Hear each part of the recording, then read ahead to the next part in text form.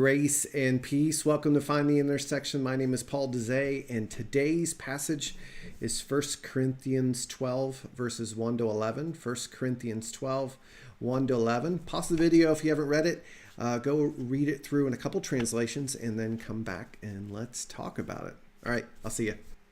Hey, welcome back. All right, let's talk about 1 Corinthians 12, 1 to 11. First, the context. So this church was founded by the Apostle Paul, and he's writing to this church that is a very divided congregation. And the issue at hand in this chapter is about spiritual gifts. And some of the history there is this church is made up of a lot of Gentiles who have pagan backgrounds, that emphasized and prioritized some of the more expressionate, charismatic gifts like prophesying and speaking in tongues. So they carry this priority into the congregation.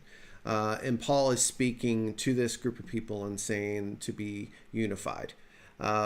So three things that stood out to me in this passage. Number one is that emphasis upon unity.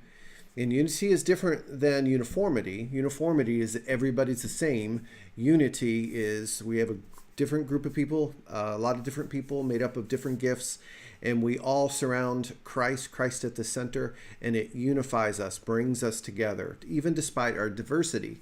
And Paul values the diversity of gifts. There's different gifts because all of those gifts add up to Jesus, look like Jesus, talk like Jesus, extend Jesus's mission.